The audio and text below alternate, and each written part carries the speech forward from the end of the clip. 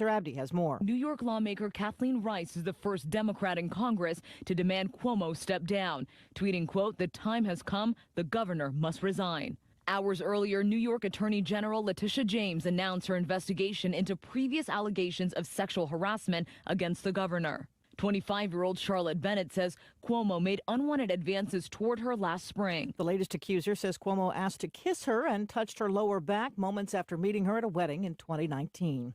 There are 3 COVID vaccines that are now being distributed to Americans, but COVID cases are on the rise, and public health officials are worried. The new director of the CDC, Rochelle Walensky, is warning people not to let their guards down yet. She says, yes, cases did level off from the holiday surge, but now they are plateauing at a disturbingly high rate, more than 76,000 new cases every day, up 2% week to week, with nearly 2,000 deaths nationwide every day. That's ABC's Derek Waller at a vaccination site in New York. Doctors say we should continue wearing masks and socially distancing.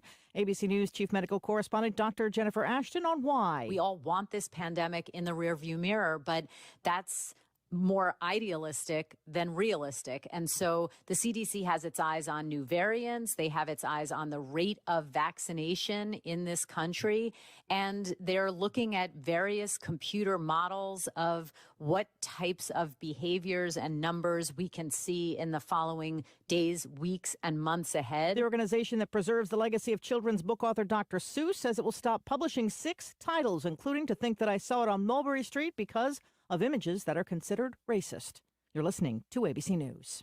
Do you check your Google search results regularly? You should. People often get their first impression of you or your business online. Negative comments on the internet can impact your life and your livelihood. Take control of your online reputation. Get your free reputation report card at reputationdefender.com. It may reveal negative posts from an ex-employee, upset patient or client, news article, legal issue, or even exposed personal information right there in your Google search results. Uncover what's lurking on the internet about you with reputationdefender.com's patented scan and get your free reputation report card. Or for immediate assistance with your reputation, call 800-401-6681. Our cutting-edge technology helps make your Google search results look their best. Call 800-401-6681. That's 800-401-6681. 800-401-6681. Or take the free scan at reputationdefender.com.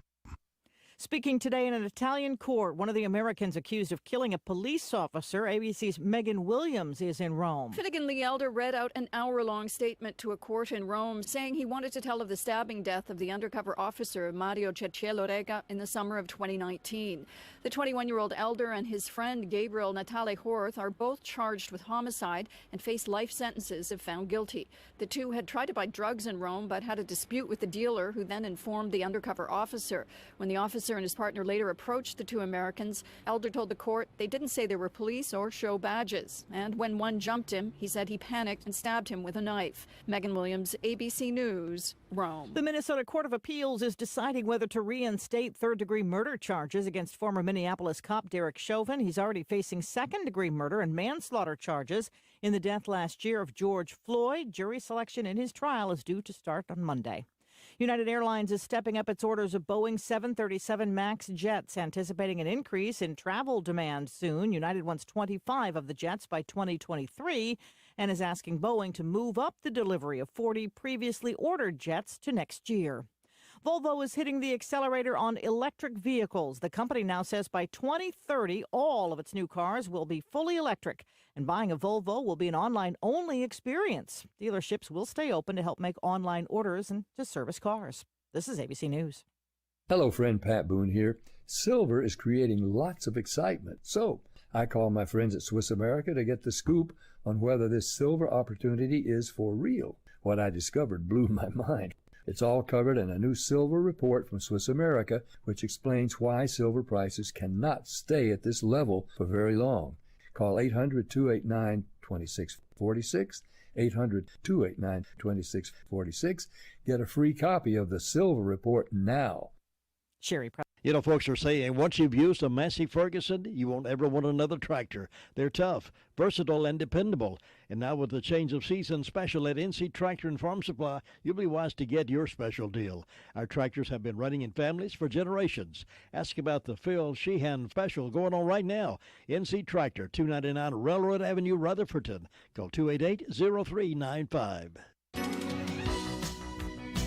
We have chilly temperatures in place for us for the first half of the day this Tuesday. By the afternoon, we'll reach the low to mid 50s, and we are going to keep high clouds around. Overnight, we'll fall to the mid to upper 30s, even the lower 40s. A few showers will creep in across our southern counties. Those showers will eventually lift towards the north throughout the day, but we do anticipate clearing as we head throughout the afternoon on Wednesday. It's not going to be a washout. I'm meteorologist Peter Sherwood in the Weather Center.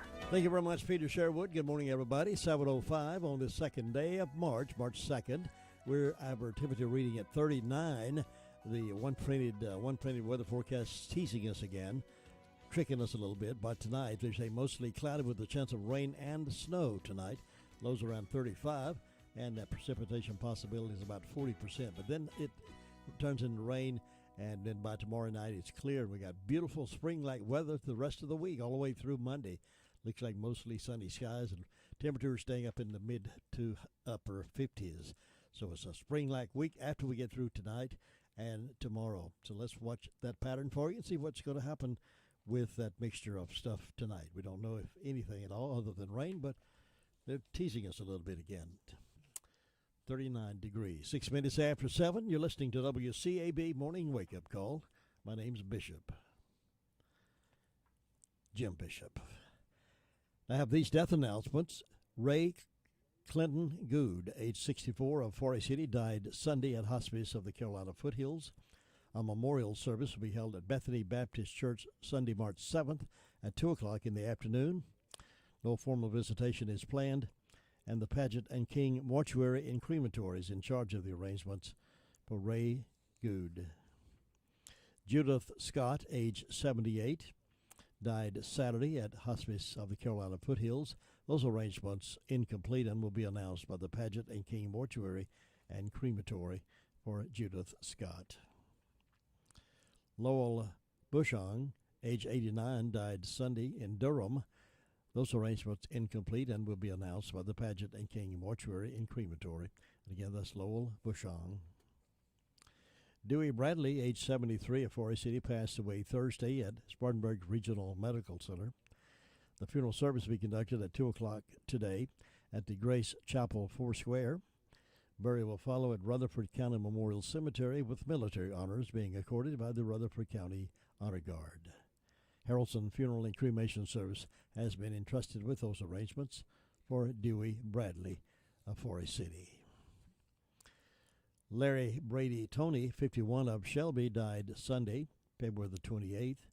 The funeral will be conducted at 2 o'clock Thursday, March 4th, at Mount Harmony Baptist Church. Burial will follow in the church cemetery. The visitation will be from 4 until 7 Wednesday at Washburn and Dorsey Funeral Home for Larry Brady Tony of Shelby. Kathy Mooney Epley passed away at age 59, February 24th. A visitation and memorial service will be held Saturday, March 6th at 2 o'clock at Rock Springs Baptist Church in Rutherfordton. All are welcome, and the family hopes to gather outdoors should the weather be permitting. Crow's Mortuary is assisting the family of Kathy Epley. Those are the death announcements in-house this morning. For the complete information on these and others as they become available to us, tune in this morning at 11:35 and then again at 5:10 as part of the afternoon report here on the most information for the Foothills, WCAB 100.9 FM, 590 AM. WCAB, serving the foothills of the Carolinas. The Call Around Morning Report will be forthcoming in just a few moments. We'll find out what's been happening around the neighborhood in the past 24 hours or so. You be sure to stay tuned to the number one most listened to news broadcast in the foothills. The Call Around News Report here on WCAB. Tar Heels had a bad night last night. They lost to Syracuse 72-70.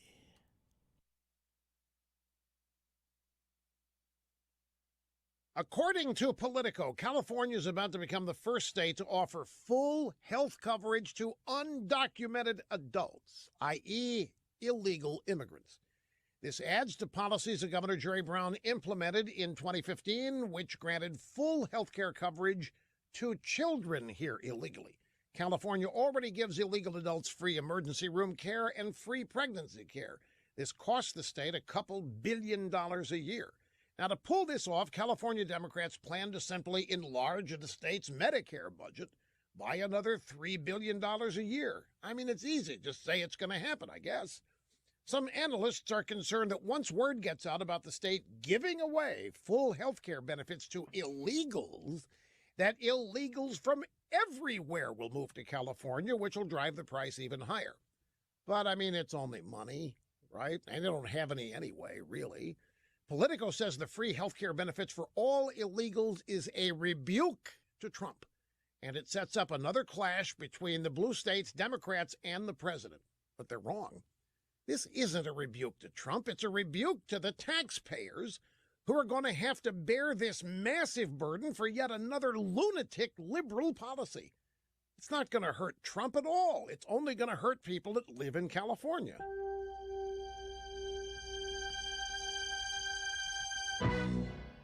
Last year, there was a victim of identity theft every 3 seconds. That means a cyber bad guy could be selling your personal info on the dark web without you even knowing it. That's just one form of identity theft. Now, you might miss certain threats to your identity by just relying on bank statements or monitoring your credit. The solution? LifeLock identity theft protection. LifeLock sees certain threats that you could miss on your own. Plus, if you become a victim of identity theft, a U.S.-based identity restoration specialist will help you fix your problems. Of course, no one can prevent all identity theft or monitor all transactions at all businesses, but LifeLock can help protect your personal information. Save up to 25% off your first year at LifeLock.com using the promo code RUSH. Just go to LifeLock.com or call 800-440-4833 and enter the promo code RUSH. Promo code RUSH for 25% off. From the county seat in Rutherfordton to the foothills of the Carolinas, you're listening to the best of both worlds. 100.9 FM and 590 AM. WCAB. Being a teenager is tough. There's the constant pressure to be liked. Endless worrying about college. Cyberbullying, high expectations, all the negativity. There's no question. Being a teenager is tough. And what do North Carolina's teens do when they want to block out the noise and clear their heads? We play! Yeah! Research shows that teenagers who participate in high school sports have lower stress levels, more confidence, and greater self-esteem. And then there's the biggest benefit of all. High school sports are fun. Not just fun. They're a lot of fun. Encourage your teenagers to participate in a sport or activity when they go to high school. They'll stress less and smile more. And they'll be laying the foundation for a happier, healthier future. This message presented by the North Carolina High School Athletic Association and the North Carolina Athletic Directors Association. Good morning. Good morning. Nobody gets a better deal than the customers of Sisk Family Ford. They have a proven record as the #1 Ford dealer in customer satisfaction in the Southeast.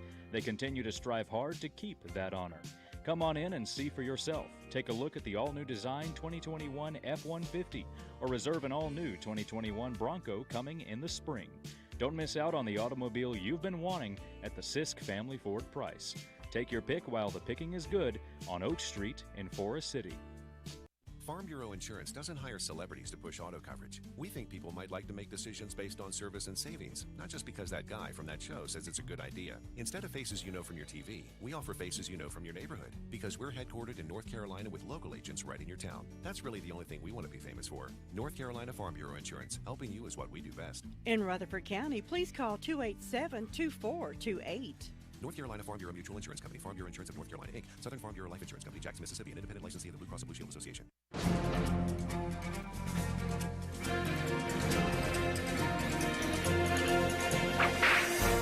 For almost 45 years, unbelievable stories were told about a land that contained geysers, thermal pots, and, according to one mountain man, a person could even catch and cook a fish in the same stream. In 1870, Congress granted money to Ferdinand Hayden to conduct a survey of the Western Territories. To get an unimpeachable record of what he saw, Hayden included a young photographer by the name of William Henry Jackson. Taking pictures in 1879 was not simple like today. The equipment weighed around 300 pounds. It comprised of bulky wet plate cameras, chemicals, fragile glass negatives, tripods, and a portable darkroom. Also, picture taking wasn't candid. It took about 45 minutes to set up the equipment and expose the negatives. One day when taking pictures of the 132-foot Tower Falls, Jackson had to climb down the gorge with his camera, take a picture, cover the negative with a wet towel, then climb back up and develop it. In a whole day's work, he took only 5 pictures. After his tour, Hayden presented Jackson's pictures in a 500-page report to Congress. Everyone now knew the stories brought back by the mountain men were true. Hayden lobbied Congress and President Grant to preserve this area, but this isn't the end of the story. There was an artist who went on the expedition. He not only brought back the beauty of Yellowstone, it changed his life. The next time we're together, I'll have the story of this man. You've just heard another story from Chronicle of the Old West. I'm Dakota Livesay. Terrific Tuesday underway at 60 minutes after 7 o'clock right now. Let's go to the phones and find out what's been going on in the past 24 hours or so. Our first stop this morning, the Sheriff's Department, and Sheriff Chris Francis. Good morning to you. How are you? I am well, Jim. I hope you are. I am indeed. I tell you right now, this getting back, springtime weather is going to ruin us here after today. It's going to turn springtime this week. I tell you what, I'm ready for a little bit of nice, clean, warm weather and just a little bit less rain for a few days. Yeah, I think we're going to get to that after today. What's on the report today? Jim, in the last 24 hours, the Rutherford County Sheriff's Office has responded to 159 calls for service. There have been 12 arrests processed at the county jail. Currently incarcerated, we have 153. Among those arrested, Paul Alexander Gainey, 36-year-old male of Rutherford, was charged with assault on a female and injury to property, received a $1,000 unsecured bond. Austin Wayne Gibbons, 21-year-old male of Mooresboro, was charged with failure to appear, breaking and entering, and drug paraphernalia, received a $4,500 secured bond. Michael Joseph Martin, 38-year-old male of Ruston, was charged with habitual felon, received a $1,000 unsecured bond. Desmond Dwayne Hardy, 35-year-old male of Ellenboro, was charged on 4 true bills and received a $100,000 secured bond. Shane Lee, 58-year-old male of Boston, was charged with NOL, no insurance, and no registration plate, received a $500 secured bond. Holly Alexis Edmonds, 37-year-old female of Ellenboro, was charged with trafficking in meth, possession of firearm by felon, and possession of marijuana, received a $330,000 secured bond. James Cecil Wilson, 38-year-old male of Ellenboro, was charged with trafficking meth, conspired to traffic meth, and possession of concealed weapon, was charged with $400,000 secured bond. Miranda Tequila Dotson, 24-year-old female of Boston, was charged with trafficking in meth, conspiring to traffic in meth, and received a $250,000 secured bond. Adrian Jarrell Goo, 34-year-old male of Far City, was charged with drug paraphernalia and received a $1,000 unsecured bond. Christopher Michael Mitchell, 35-year-old male of Ruston, was charged with flee elude arrest, possession of meth and drug paraphernalia, received a $27,500 secured bond. Jihad Jermaine Burris, 19-year-old male of Ruston, was charged with failure to appear and received a $1,000 secure bond. Joshua Gregory Wood, 30-year-old male of Far City, was charged with failure to appear in drug paraphernalia and received a $1,500 secure bond. Among our incidents, we had an ID theft, Waters Road in Boston. Someone used the victim's information in Pasadena, California, at a veterinarian's office, and he received a bail from that veterinarian. Excuse me. We had a breaking and entering larceny on US 221A in Mooresboro. 2 HP Chromebooks valued at $350 each were taken, as well as 1 steel cord guitar in a black case. we had a fraud on Green Road where someone said that the victim's Social Security number had been compromised, and there was a warrant for his arrest, but he needed to go to Walmart and get gift cards and put $500 on 3 gift cards and give them the information on the back. Unfortunately, he got $450 on 1 gift card and did give them the information on the back, and that money is gone. Jim, that's what we had to report today. That's sad. Somebody gets taken like that. It certainly is. I try to mention it every time I can to if I can just get that word out. If anybody ever tells you go to a grocery store or to Walmart and get a gift card because something has been compromised or they're anything, if a grandkid is in trouble or there's something wrong, that is a sure sign of fraud. Yeah, that's a red flag right there. Sheriff, what can you tell us about the man who was charged with indecent liberties and the statutory sex offense? We had a call Saturday night, a little after 11 o'clock, of a prowler call. His mother lives in a campground, or a trailer park actually, and she called, thought she had heard some dogs around her trailer, and she was concerned. Deputies checked around her trailer and noticed a hat that looked fairly fresh near the underpinning.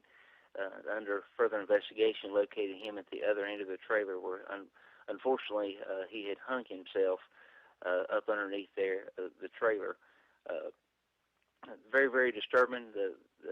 He was facing a lot of charges. He was a registered sex offender out of Michigan. Just unfortunate all the way around.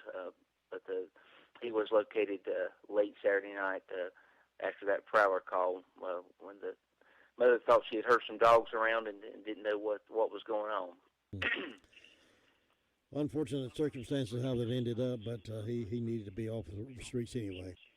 Well, it's very, very unfortunate him to have access to anybody, especially after he become a registered sex offender there in Michigan, him to move here and those things to happen. That was very sad for sure.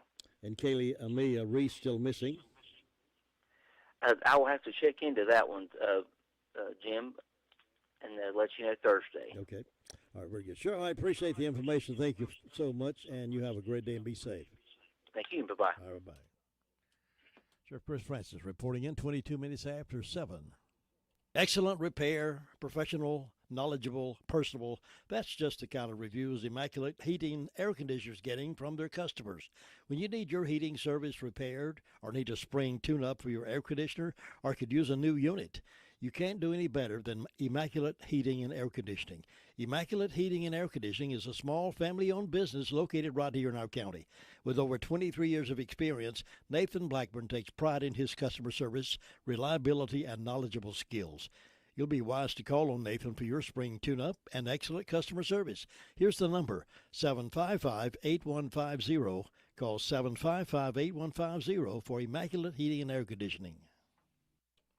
Let's say hello to Lindsay and get a report from the Communications Center. Lindsay, how you doing this morning? Good. How are you? Good. What's been going on with your phone calls over there? In the past 24 hours, Rutherford County Sheriff's Office 911 Communications has processed 462 911 calls and administrative calls, which consisted of 34 EMS, 17 rescue. Under law enforcement, 159 Sheriff's Office, 91 Forest City, 1 Lake Lure, 29 Rutherfordton, 52 Spindale. Under fire calls, Forest City had 2 motor vehicle accidents, Spindale had a motor vehicle accident, Lake Lure and Spindale had residential fire alarms, and Spindale also had an industrial fire alarm, and that is all. Thanks so much. I appreciate it. You have a great day. Thank you. Bye-bye. Bye. And we're going over to SDO in just a moment. We remind you that the Thomas Jefferson football game that was scheduled for this Friday night against Gastonia Highlands has been postponed due to a COVID outbreak there in Gastonia Highlands. So they're moving their game. TJ is moving their game to East Rowan in Avondale. They'll be playing at Avondale with a 6:30 kickoff. Let's keep that in mind. So they had a COVID outbreak over there in Gastonia for that high school and could not go over there. So that's the way that breaks down. Now here's Ruby Taylor with the SDO report. Ruby, how you doing? I'm doing okay. Good. What's on the report today? Well, the fire department didn't have any calls, and on my birthday calendar, I got Diane Morgan, Diane Johnson, and Carol and Tony having birthday, and hope will have a nice day. And the signs are in the secrets today and tomorrow. Jim, that's all I got. Thank you, Ruby. Have a wonderful day. You too. Thanks. Bye-bye. Bye. It's great to get discounts on beautiful furniture, and thanks to the Recliner Center, you can get 10% off everything in the store. 10% off lift chairs, 10% off sofas, 10% off recliners, 10% off bedding. Angela has changed her hours to suit your schedule. The Recliner Center is now open Tuesday through Friday, 9 to 4, and Saturdays, 9 to 2. And of course, you can make an appointment by calling 828-395-3562. Come by soon and pick out the recliner, sofa, or lift chair that best suits you and get 10% off your purchase. Come by and see Angela Cooper at the Recliner Center today. The Recliner Center is on Cooper's Gap Road in Rutherfordton.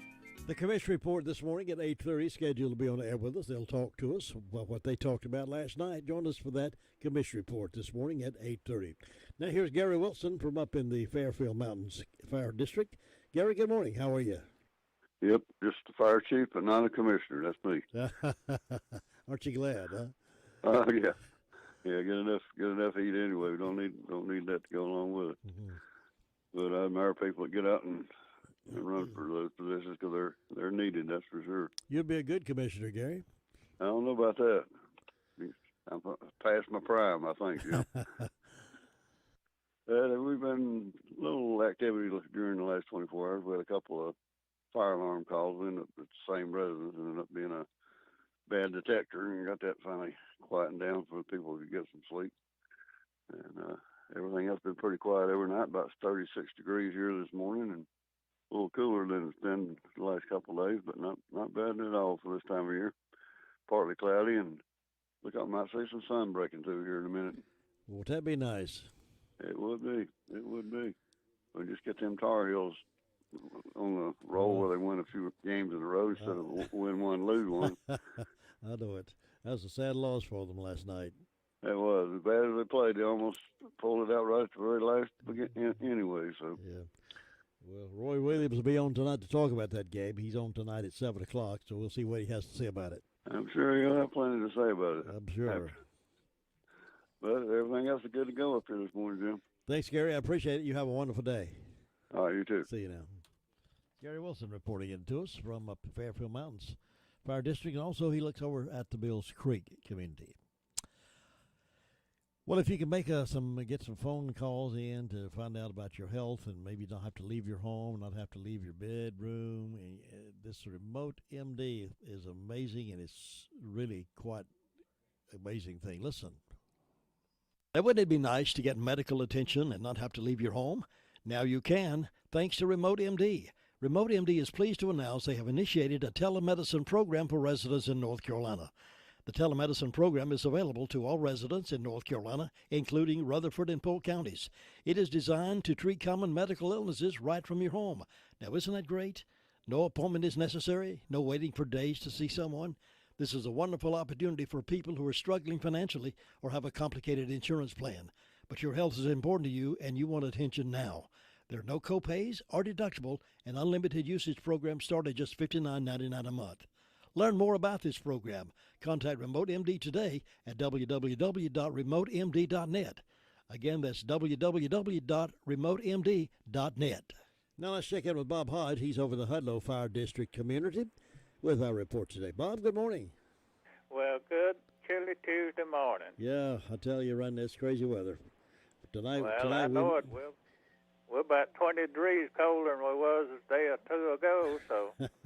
And tonight we may even have a mixture of rain and snow, they tell us, so who knows what's going to happen.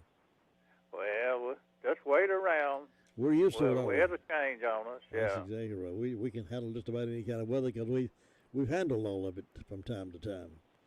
That's right. Yeah, we had to have these March winds and April showers and May flowers there, so. But, Jim, up there with the fire department, it's been quiet overnight. Hadn't had any fire calls. Want to say happy birthday to Gracie Mabrier, Lynette Thomas, and Aaron Fox this morning. And other than that, things are going along good up here so far this morning, and you take care and have a good day. Thanks, Bob. You too, and I'll see you tomorrow. All right, bye-bye. Bye-bye. 7:30. McCurry Deck Motors has been providing the stylish Buick for families for generations. Come browse a new selection and you'll find the car that everybody's talking about. The family-owned dealership is deeply entrenched in our community. They understand the needs of the customers and will work with them to find the perfect car, truck, or crossover for their lives. Experience the new Buick at McCurry Deck Motors. Take a look around the website to learn more about everything offered at McCurry Deck Motors, 1740 U.S. Highway 74A, Forest City. Your car's best friend can be RS Speedy Lube Service Center. That's because RS Speedy Lube Service Center and Car Wash can keep your car or truck running clean with a regular oil change. They check the fluids and vacuum out the car and have you on your way in no time. Go next door for a radiator or transmission flush, brakes, exhaust, CV joints, and service for big trucks and campers also available. Pull next door to the RS Speedy Automatic Car Wash and make your car happy with a clean, all under and all over car wash. It's all at RS Service Center and Car Wash on Railroad Avenue in Rutherfordton. Cherry Mountain Fire District is our next report. That's coming from Sue Price. Good morning. Good morning, Jim. You doing well today? I am. Hope you are. Yes, indeed. Well, good. It's a bright, nice morning out there right now. But we don't know what tomorrow's going to bring, do we? We do not. Yeah, it's always a guessing game here. That's a Wednesday in March. I've had some big snows on Wednesdays in March. Oh, that's right. Several of them in a row. I know. It's been a long time since we've had a snow that big. But anyway, we take what comes, and next day will be different. So. That's right. Every day's different. That's right. Well, let's see. I don't have any. Let's see. The fire department had one motor vehicle accident. I don't have any birthdays or anniversaries on my church calendar and nothing on my personal calendar for this second day of March. And let's see. Fairview's got a birthday for Joni McCurry, so hope she'll have a good day, and we hope anybody that's having a birthday or anniversary will have a real good day on their special day. And in my announcements, on March the 7th at 7 p.m., the Golden Valley Crusaders are going to be singing at the Riverside Baptist Church. So good singing coming up over there. And so far, I think that's the only announcement I have. It's just quiet and calm over here. We're looking for a good day, and I hope you'll have one, Jim. Thanks, Sue. You too, and I will see you tomorrow. All right. Bye-bye. Bye. Thinking about the departure of a loved one through death is a subject we don't like to talk about. However, pre-planning or prepaying for a funeral is a consideration and responsible thing to do. With so many options available today, it's important to speak with someone you can trust and someone who can help you find a balance between the emotional, spiritual, and financial needs of your loved ones. Crow's Mortuary and Crematory is recognized as one of the best family-run funeral homes. It's a family tradition, and they know how to care for your family. Any questions you might have, they will be happy to answer.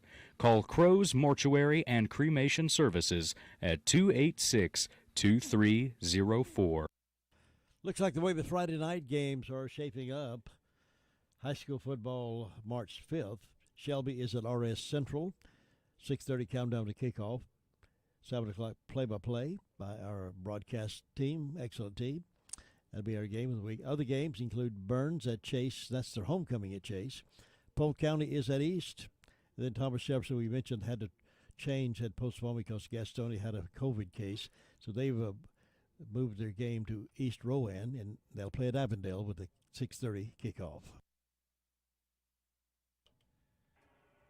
Now let's go find some breakfast. Jessica's cooking breakfast this morning over to Drop-In Family Mart. Good morning, Jessica. Good morning. How are you? I'm good. How are you doing?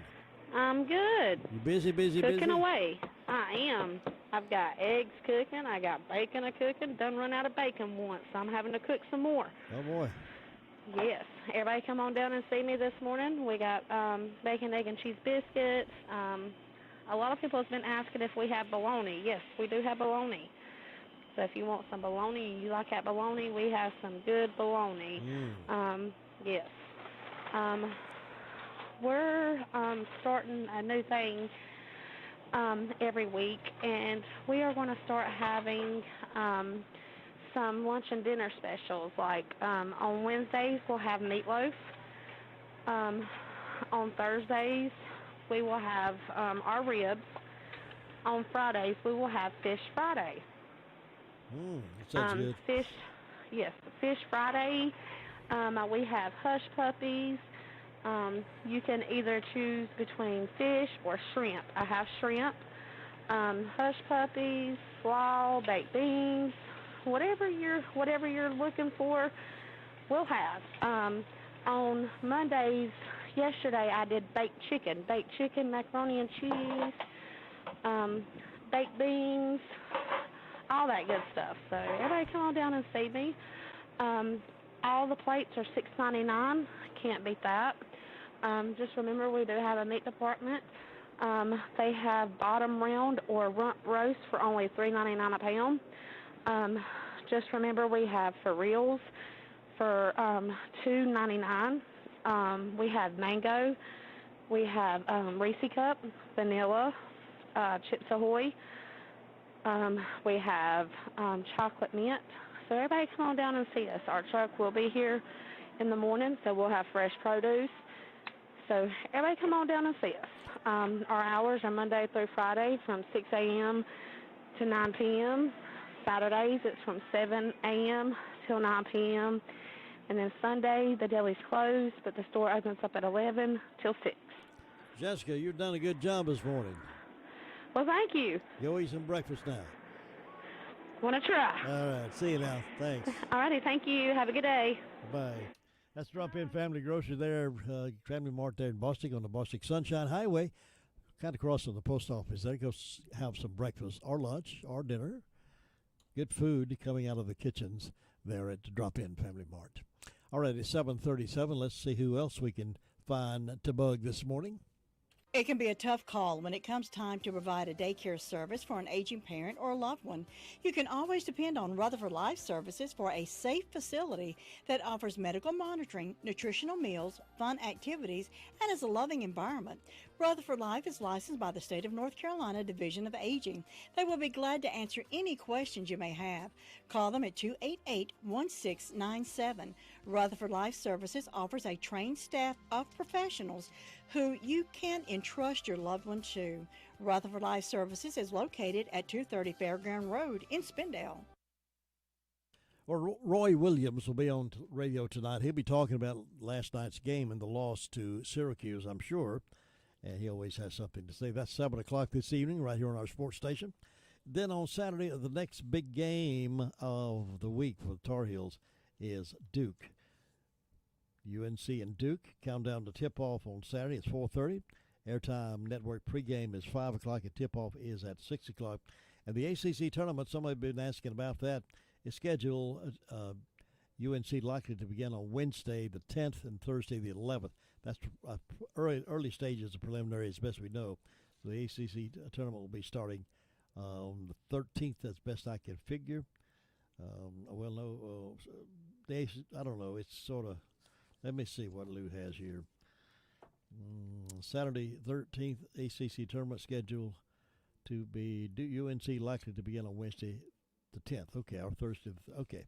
We're still uncertain yet exactly what's going to happen with that ACC because so many games still being postponed. But we'll have that ACC tournament, and we'll have it right here whenever they decide which direction they're going with it. So just stay tuned, and we will do our best to get that on for you.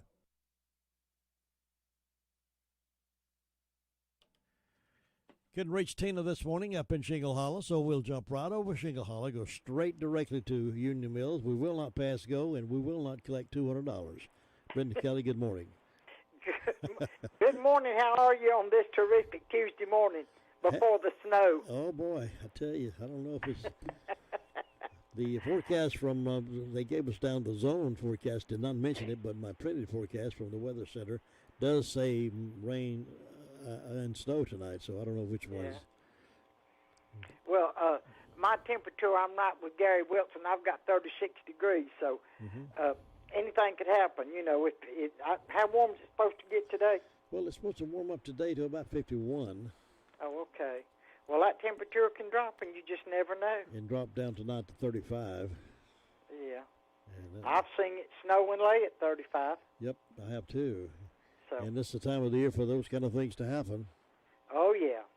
March is a mixed-up month. You just never know. We got a lot going on in March. Let's see, we got daylight saving time changes. We got St. Patrick's Day. We got Spring Begins, and Palm Sunday all comes in this month. Oh, wow, and the ACC tournament. Yeah, and Carolina playing Duke again. Ain't life good? Ain't life good. Yeah. Wasn't too good last night. That was a squeaker, wasn't it? I tell you, interesting to see what Roy's going to have to say about that tonight. Yeah, he'll have something to say, bless his heart. I'm telling you, it's something else. But I don't have any birthdays. I don't have no anniversaries, no announcements or nothing. Ain't nothing going on so far, so I guess it's quiet. I'll be glad when we get back to having suppers and yeah, me too. And stuff like that, so we can go and eat and get fat, or we sit around, or I have, and eat during this, especially since September. And I've got a doctor's appointment on the 10th, and I've gained some weight, so I'm on starvation now, trying to lose it. Oh, I tell you. I've decided that if I were to get killed in the streets and they came and made that circle, you know, line you up with chalk, it'd be a big round circle for me instead. Yeah. I hope that don't happen. See, you're right there where you could just go out and walk down the trail on your lunch break. Well, let's change the subject. This is not. You're a busy man. You have other things to do at lunchtime, don't you? It is convenient, and I may try to do some of that. I know when I was working, they didn't have nowhere for you to park like they do down there in Ruth now, and I'd park over at Southern Baptist Church parking lot. Yeah. And I'd walk from there all the way down to the stoplight in Ruth and back to the car, and that was a mile. Oh yeah. I used to do that when I was working. But I've been tempting to do that, and now that the days are getting longer, I'll probably do that more at the end of the day than I can at lunchtime. I'm usually busy at lunch. Yeah. But, that's a good little walk, I think, and I'm gonna, when it gets warmer, since they've got it on up that trail on up this way. Yeah. I can go down there just past the Gilkey Lumberyard and turn and go out there and park and walk, and not have to go 12 or 15 miles just to go to a trail to walk. Yeah, that's good. Yeah, that trail is really nice. It is, and I walk around in my yard till the snakes come out, and then Britain ain't gonna get out there much after that because I don't want to come face to face with a rattlesnake. Rutherford's got a nice trail now too. They've opened up at Kiwanis Park there at I know it. Foothills of Green Street, and it's really nice, and you can walk across over there to. We're going to be a walking county. That's right. Well, that's good. You know, I was by there the other day when they had the grand opening for it. I didn't stop, but somebody said, "Well, I didn't. When did they put that park there?" I said, "That park's always been there. They just added more to it." Yeah. There's always been a park there. People, I guess, didn't pay attention or didn't know it. But it's been there for years and years and years. Yeah, it's a Kiwanis Park. They call it Kiwanis Park. They had it, and then the town wanted to get involved, and they got some grants to build it up and join that other trail. So it's been nice to have it on this end. It's nice, yeah. It really is nice. And that's good for people that live right there. They can just go right out there and walk, and not worry about it. There you go. That's it. So, hey. Next thing you know, Rutherford County have the slimmest people in the world. Well, that would be nice. It would be nice, but I don't know. But anyway, you better go down to Ellenburg and see if Luther Sweet Thing's doing all right this morning, and we'll catch you another time. See you, brother. Thanks. Okay. Bye. 7:45 here on this Tuesday morning edition of the Call Around Report, and we will go to Ellenboro right after we check in with Andrew Tisdale. Good morning. The impact COVID-19 has had on our community has caused many changes. And some of these changes is our jobs. If your job situation is changing because of a layoff or restructuring, You may have to make several decisions. One of these decisions is what to do with your retirement plan.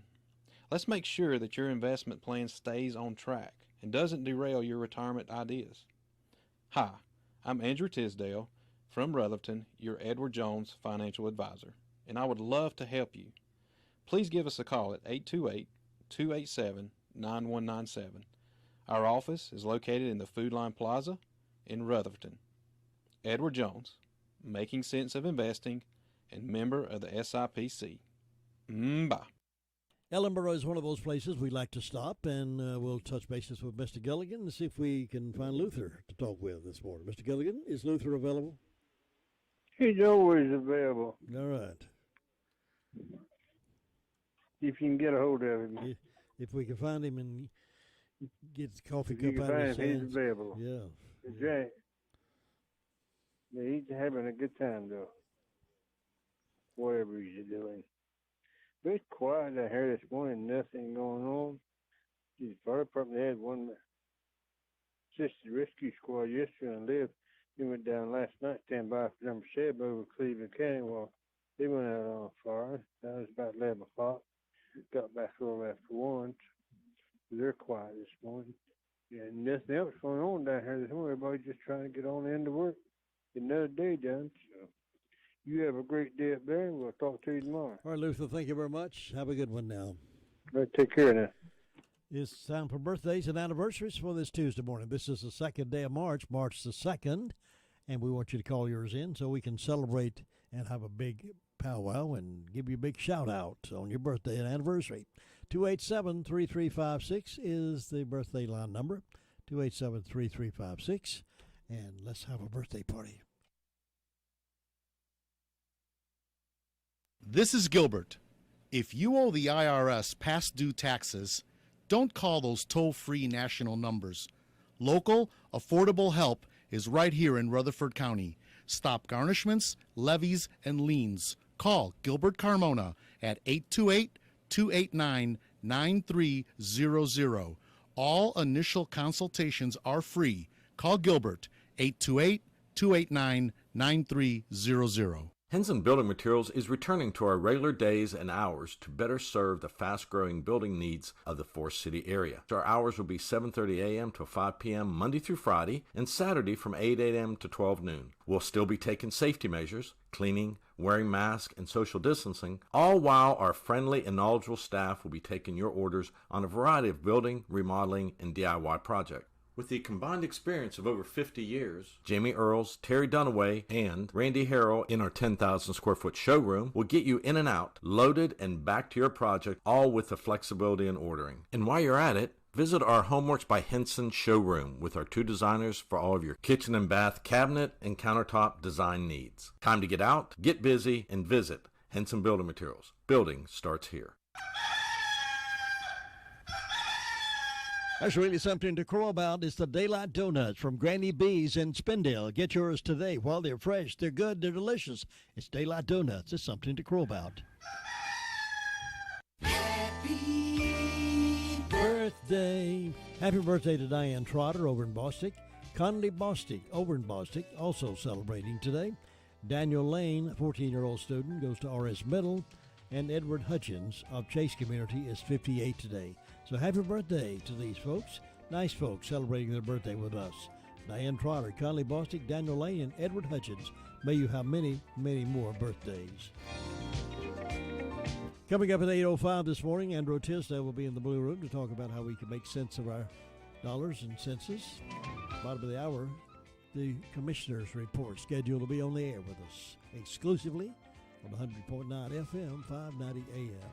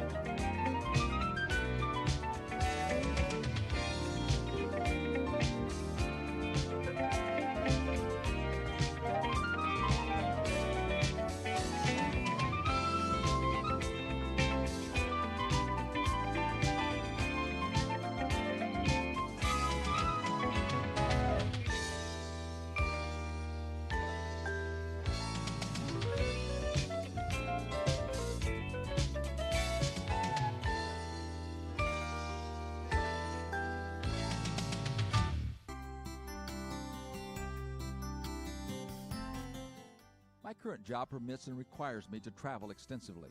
I frequently pull into the edge of the town and ask for directions. Can you imagine me going to a gas station and saying to the attendant, "Please tell me how to get there," and not giving them any further details? I can hear the person saying, "You tell me where you want to go and I can probably tell you how to get there." Trying to lead an organization without knowing where you want to go is like asking for directions without telling the person your destination. Vance Havner, in his book On This Rock I Stand, tells about asking a preacher how he was getting along. The pastor responded by saying, "We are living in idolatry, just sitting around admiring our new church. We have arrived. We have made it. No more worlds to conquer." The church had run out of goals. They stopped dreaming and planning. Every leader needs to seek God's heart for their current responsibility. What would God like to do through you this coming year? Write down what you sense in your heart He may be saying to you. Trust His faithfulness to guide you in your thinking and planning. Time will reveal whether your thoughts are yours or His. God loves to help fulfill the dreams and the goals of those who earnestly seek Him. Get ready. Faith moves the hand of God. As you prayerfully seek God's help, good things invariably begin to take place. This is Bill Hostler with today's key to confident living.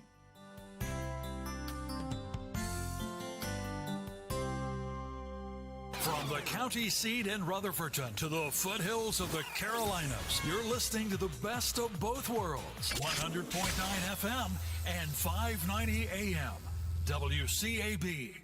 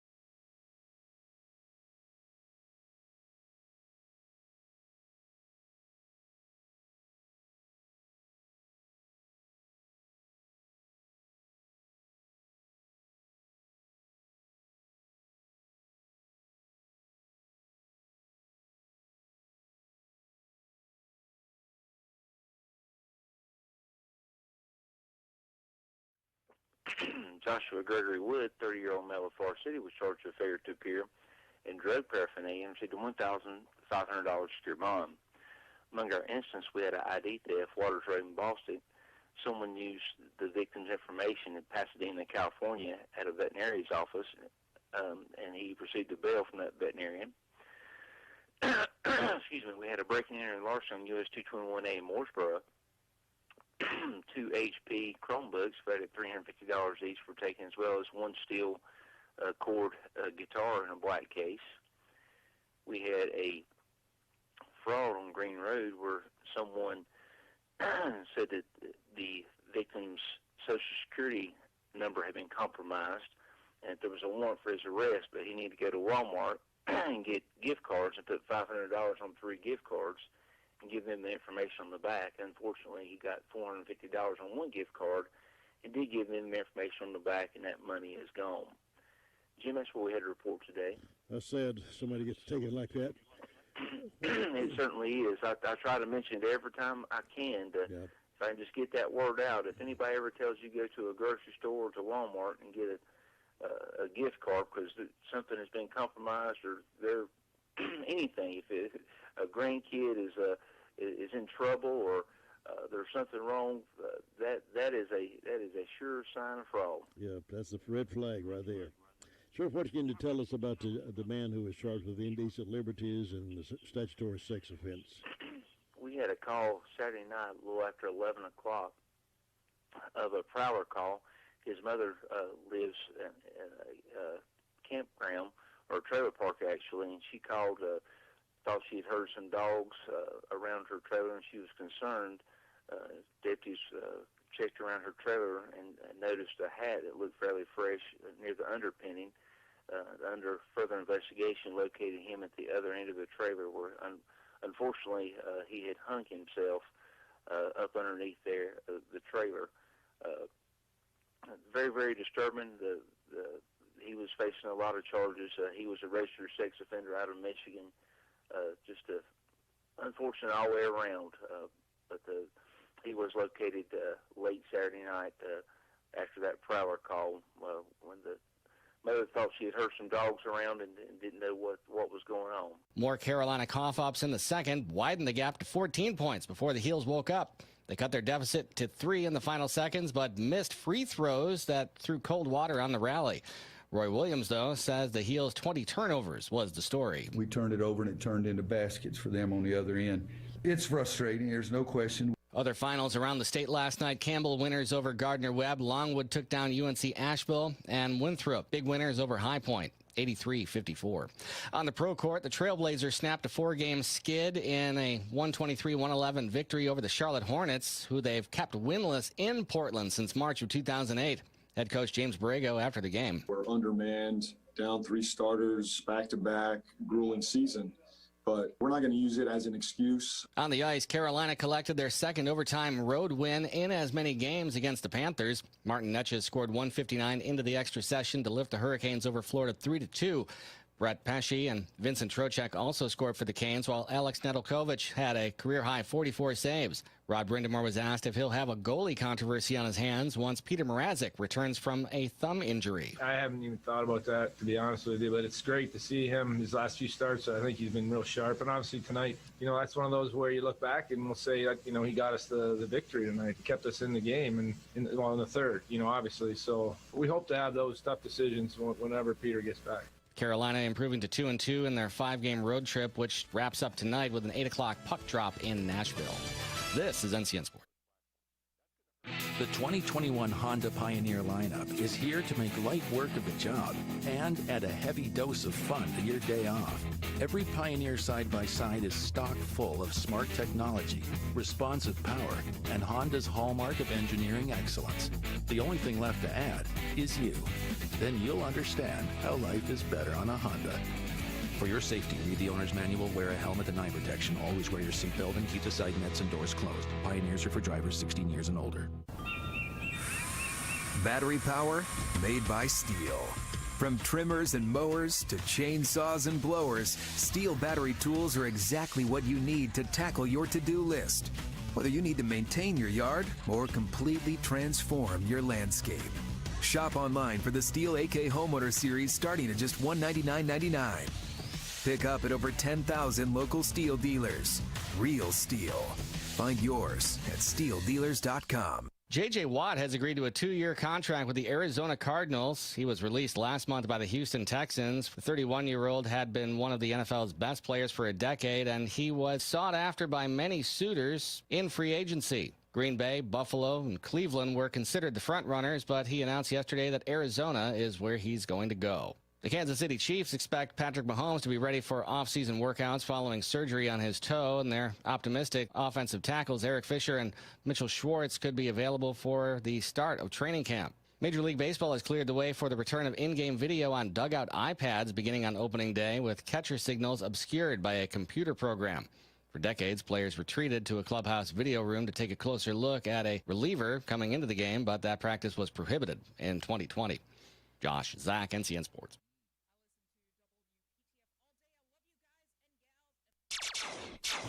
It's going to be sunny and bright today. We're going to head into the upper 60s, even the lower 70s. It's going to feel like a lovely spring afternoon. Overnight, it's not going to be as chilly.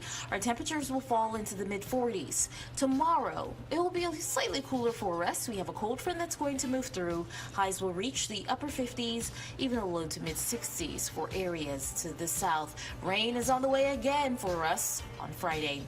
I'm meteorologist Peter Sherwood in the Weather Center. We're currently at 40 degrees and warming up to 51. Not too far to climb at this point for a daytime high, but the weekend is looking mighty fine.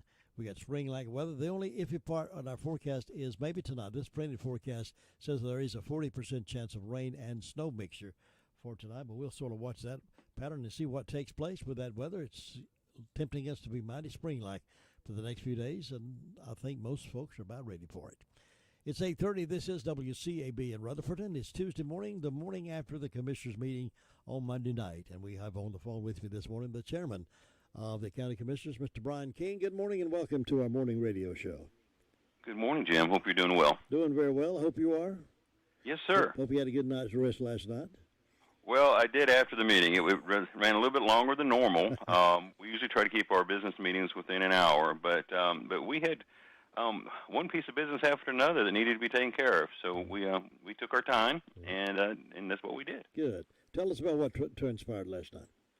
Okay, so we started our meeting at 6 o'clock, and of course we do stream our meeting live, and you can actually log onto your computer and review it if you want to, because we do keep that up there on the web at the county website. But the first thing we did is after the agenda approval is that we went to our consent agenda, which was our previous minutes and tax refunds and releases, and that was approved. We had 2751 came up next, which is the Rutherford County Tourism Development Authority. We had an opening on that board. This is for a member of the general public. You know, generally on a tourism development authority, you have someone who's related to the tourism industry, either like a hotel, somebody that works in the hotel hospitality business, or something along those lines, or entertainment, such as a recreational field or something, but somebody that attracts tourism.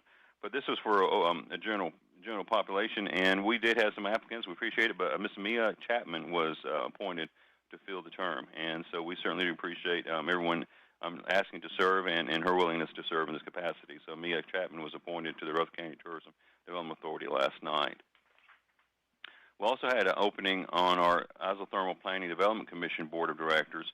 We had one person, Mr. Steve Garrison. His term was ending, and he was willing to serve again, so he was reappointed to that position last night. The appointments to the Board of Equalization Review, we had Mr. Joseph Dyack, Michael Benfield, and Esther Baumgartner were appointed to that. And that's a very important board as well, and we certainly do appreciate their willingness to serve. And certainly Commissioner Benfield is going to be serving again as chairman of the Board of E&R. So thank you, Commissioner Michael Benfield, for doing that. That's great. We had our audit report. This was actually was the report that we had from last month, but due to weather, the auditor could not make it to our meeting, but he was able to report to us last night. We actually had a really good report on the audit of the finances of the county and how we're doing handling the business of the county. It was very pleasing to hear that we are either at or above our peers of counties our size. We also, our fund balance has been steadily increasing over the last 5 years, and he highlighted that where the state has a certain threshold, and we have our own threshold of 20%, but we were around, I think, 37 or 38%. I'm sorry, I can't remember the exact number of the numbers that we need of holdback. So we were pleased to having our fund balance the way it is and being able to run our county in an efficient way.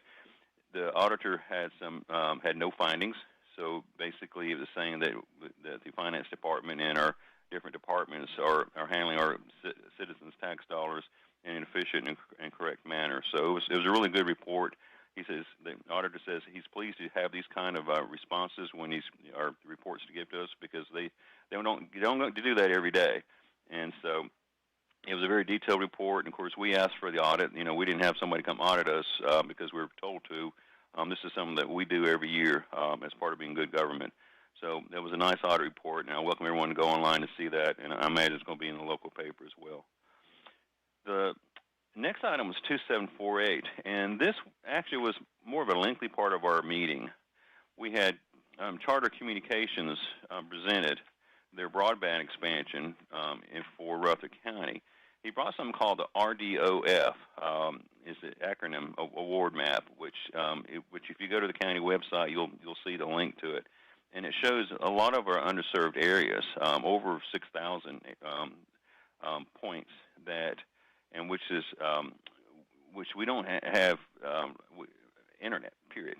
And so we discussed with them what the plan is for the rollout, how long it'll take. And pardon me while I find my notes from last night. So the FC, and let me back up.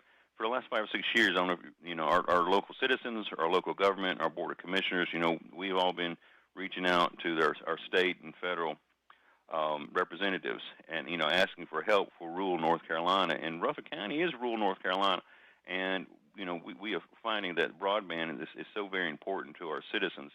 And so, thankfully, the federal government listened and applied this grant nationwide through the FCC, and Charter Communications won. And what they have to do, Charter Communications has to fulfill their obligation in Rutherford County within a 6-year time period. And but that doesn't mean it's going to take 6 years. It's just they have to have 6 years. So this year number one, what they're working on right now is actually doing the plotting and planning. And he went in great detail about this last night. But at the end of the day, we don't know when. So the first milestone in less than 3 years, 3 years or less, they have to have at least 40% of the area covered. And then from that 3-year milestone to 6 years, when they have to start ramping up the rest of the county for coverage. So that was really informative, appreciative, and again, I would really like to thank our federal folks for listening to rural North Carolina and especially rural Rutherford County, and allowing us to have a Charter Communications to win this bid for the RDOF grant to bring this in here. I mean, this is a tremendous amount of investments.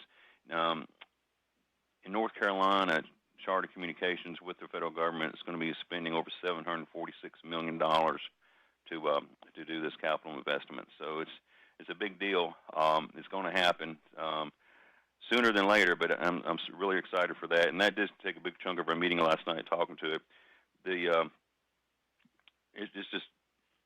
was just wonderful, Jim. Brian, if I may interrupt you just a second, I think that is absolutely good news, because there's so many students right now who do not have access to internet. They're trying to do schoolwork at home with no internet possibilities.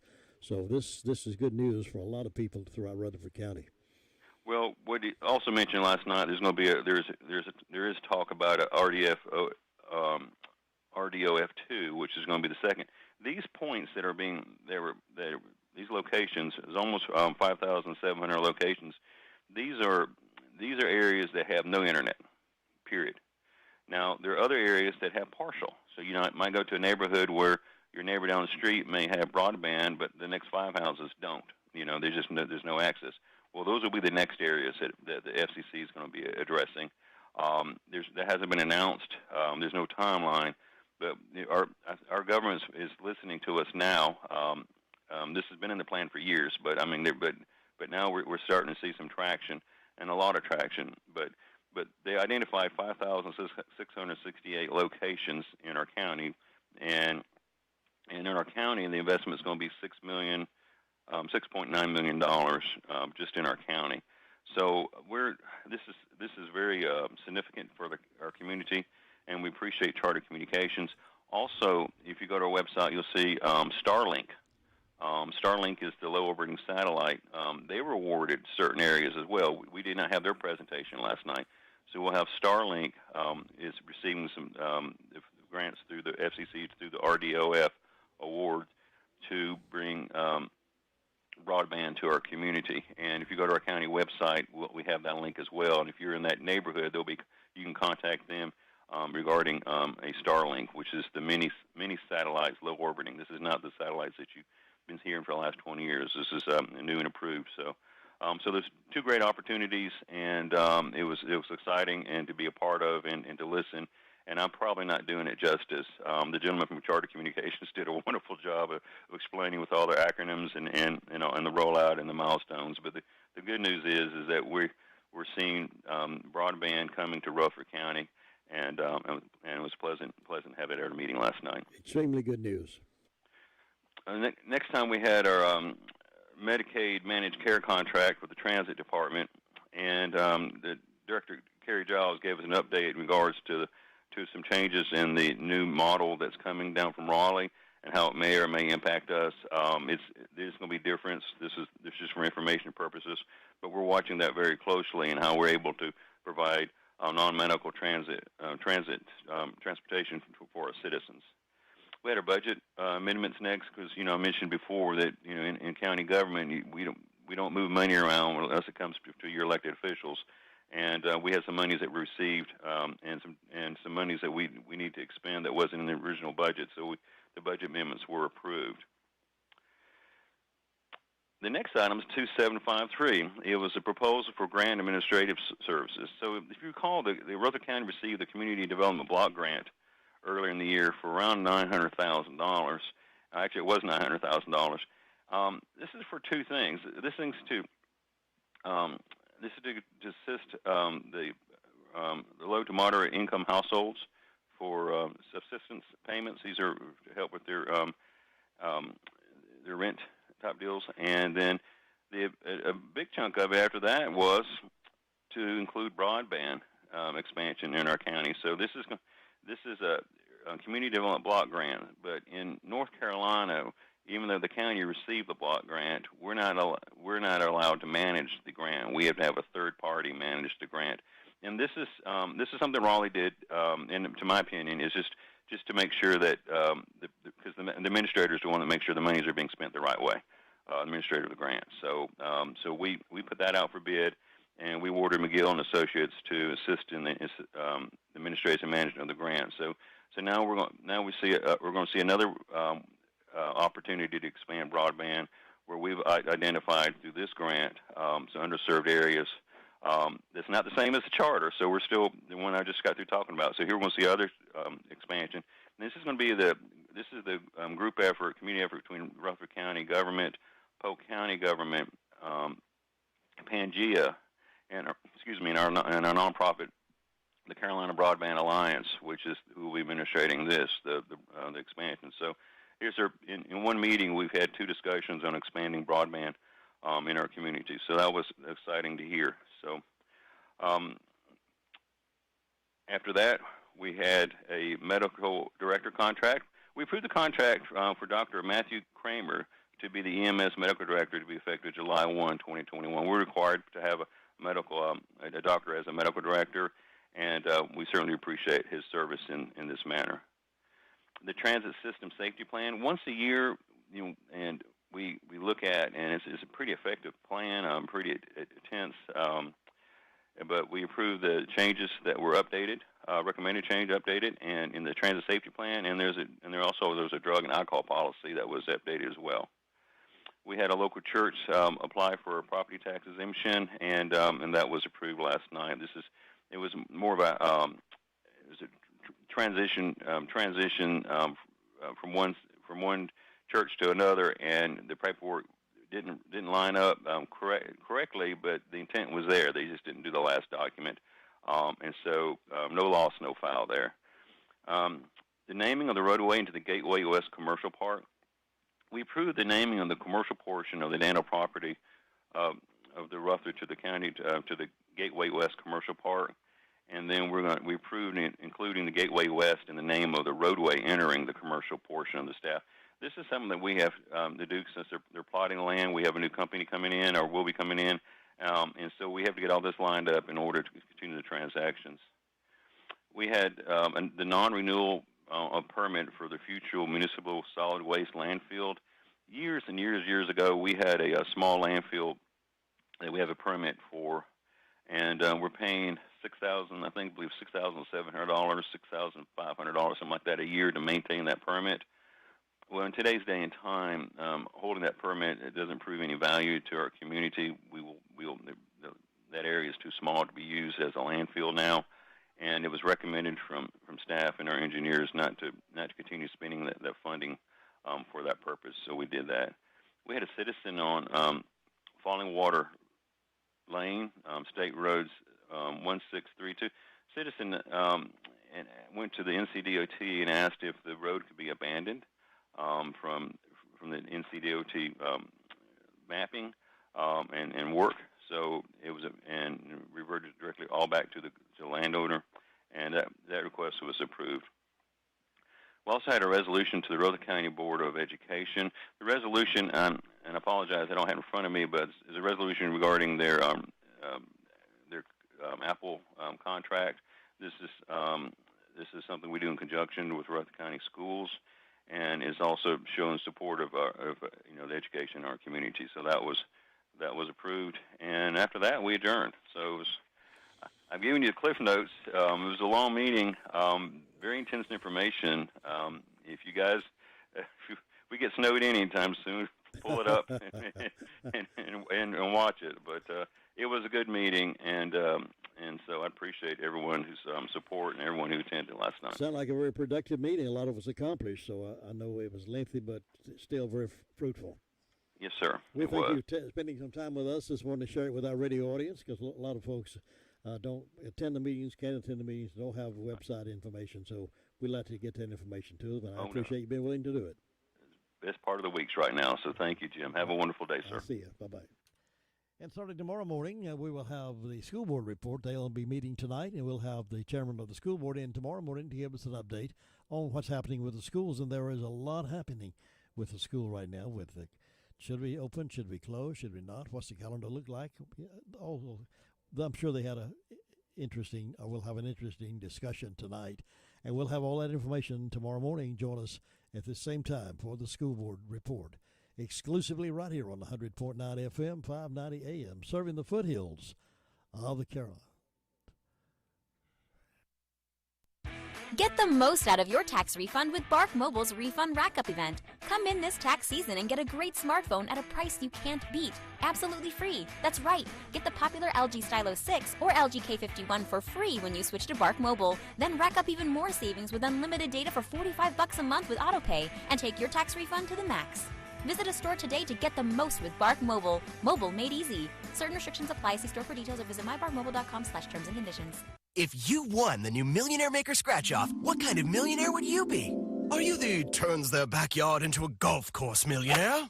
Or maybe the builds a matching mansion just for your dog millionaire? Good boy. Or the escapes to your private beach when life gets busy millionaire? Sweet. Millionaire Maker from the North Carolina Education Lottery. With 30 top prizes of $1 million, it could be your shot at becoming a millionaire. Must be 18 to play. Approximate overall odds of winning are 1 in 2.95. Problem gambling helpline 877-718-5543. At Smith's Drugs of Forest City, we are currently awaiting the COVID-19 vaccinations for the public, and we are expecting to have them available soon. We will be using a waiting list in the meantime that you can find on our website at www.smithsdrugsfc.com to pre-register for the vaccine. Smith's Drugs will provide a link to our website from our Facebook page to pre-register as well. Be mindful of CDC and local government priorities and guidelines that Smith's Drugs will comply with when vaccinations do begin, starting with those on the waiting list. Smith's Drugs will contact you when the vaccinations become available. There will be no COVID-19 vaccinations for walk-ins. It is only through our waiting list for the foreseeable future. If you do not have access to the internet, you can come into Smith Drugs and fill out the form, and you will be added to the wait list.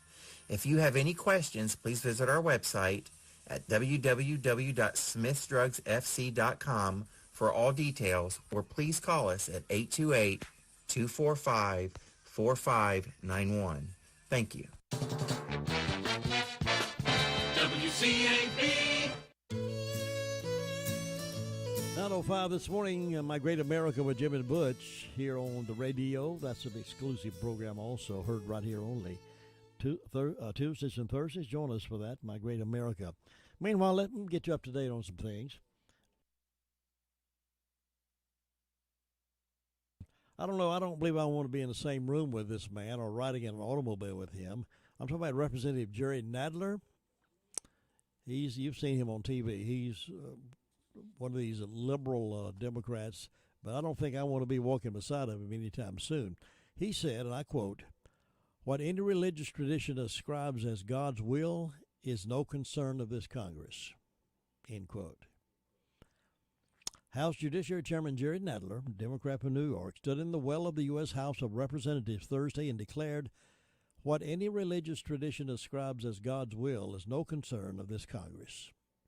Well, Nadler made the remark in response to a speech that Representative Greg Steube of Republican Florida had delivered in opposition to the Equality Act, which would force schools to let biological males play on girls' sports teams and use girls' locker rooms, restrooms, and dressing rooms. They call that the Equality Act. Well, Steube said, I think I'm pronouncing the name right, Steube. He said, "When men or women claim to be able to choose their own sexual identity, they are making a statement that God did not know what he was doing when he created them." He went on to say, "I think we're seeing the consequences of rejecting God here in our country today, and this bill speaks directly against what is laid out in Scripture. Our government, through this bill, is going to redefine what a woman is and what a man is. It can be anyone who identifies in that gender at any time. You're going to single-handedly end women's sports and all the gains for women's rights contained in Title 19 that was passed in this body since 1972. He goes on to say, single-handedly destroying women's sports in the name of equality? How ironic. If biological men compete in women's sports, then it is no longer women's sports at all. We might as well just have one sports team per event, and women, transgender women, men, transgender men can all compete against each other. Now, how is that for equality?" Well, Nadler says, "What any religious tradition ascribes as God's will is no concern of this Congress." So, in other words, the Congress is going to do what they want to do in spite of whatever the Scriptures might say, or whatever the Judeo-Christian values might say. So, spare me from being in the same room with that man. Well, Nancy Pelosi's COVID relief bill that she's been pushing so hard to get will force Americans, you and me,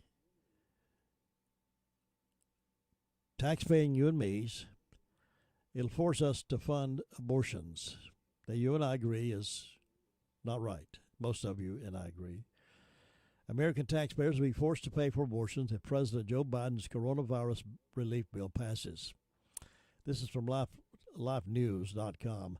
Biden and Democrat congressional leaders have made no secret of their goal to end the Hyde Amendment and force taxpayers to pay for the killing of unborn babies in elective abortions. And according to the Daily Signal, their first attempt to do so is coming in the form of the 591-page American Rescue Plan Act of 2021. Though the abortion funding is not immediately apparent, Terrence P. Jeffrey, editor-in-chief of CNS News, said it comes through the $1.9 trillion funding bill's COBRA health insurance subsidy. Now, on page 95, now I know you don't want to read this, and no one wants to go to this, but this is a synopsis of it. On page 95, there is a provision that would authorize the government to pay 85% of the cost that laid-off individuals would otherwise incur to continue their health insurance plans through COBRA payments. The financial cost of this subsidy would be $7.8 billion, according to the Congressional Budget Office. Earlier this month, U.S. Representative Jackie Walorski, Republican from Indiana, tried to remedy the situation by adding the Hyde Amendment to the bill, but Democrat lawmakers A whole majority of the U.S. House rejected it, according to the report. The full House Ways and Means Committee later approved the bill, and the full House is expected to pass it. But it's going to force the taxpayers to fund abortion with our taxes, whether we want to or not. What's more, research suggests low-income women do not want taxpayer-funded abortions. According to the Harvard Politico poll, voters who make more than $75,000 were more supportive of ending the Hyde Amendment, 45% in favor, while those who make $25,000 or less were strongly against it. In other words, the people most likely to qualify for Medicaid-covered, taxpayer-funded abortion are the ones who oppose it the most. And we've said many times on this program, you've heard me say, it is important. The political persuasion of folks that we vote for is sin. You may think, well, they're okay, but when they go down to Raleigh or when they go down to Washington and they do things like that, force these issues through their bills to make us do something we don't want to. See, they put these things in the print way down below. So, oh, we're going to do this for you. We're going to help you with the coronavirus. But down in here it says also we're going to make you pay for abortion, whether you like it or not. So that's the kind of thing it really bugs me. It's the kind of thing we really need to look out for. Now, I appreciate you trusting me to get that word to you and let you out there so you'll know. Not to upset anybody, but to let you know that you don't believe everything the Jerry Nadlers and Nancy Pelosi's of the world tell you, because they're trying to slide one by us. It's 8:54 here on this Tuesday morning edition in the Blue Room. I'm going to slip on out of here and make room for My Great America with Jim and Butch coming up here in just a few moments. Hope you had a great day. I've certainly enjoyed being with you. Thank you for letting me talk to you in the mornings. I love waking up with you on 6 o'clock in the a.m. early before it gets daylight. And love being able to talk with you and chat with you and share some things with you that's on my heart and mind. And I hope you will indeed continue to make WCAB your number one choice for waking up and entertainment information throughout the day. Now get ready for My Great America with Jim and Butch coming up real soon.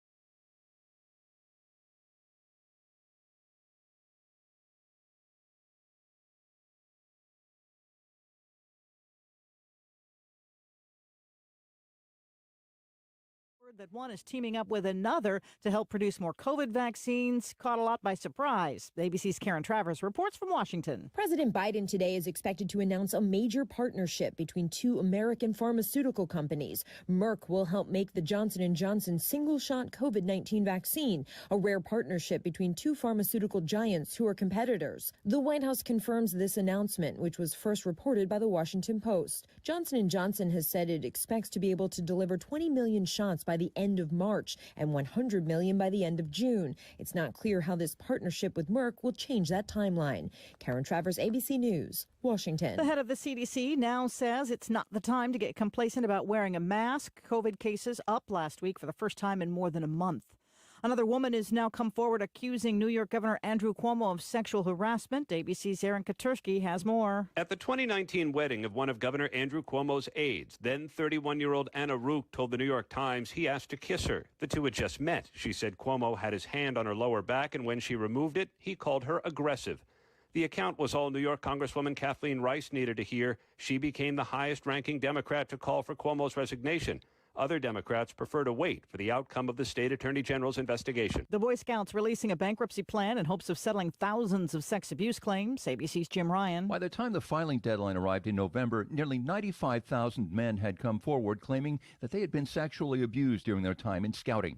The Boy Scouts of America has proposed paying $220 million into a trust, with another $300 million coming from local councils.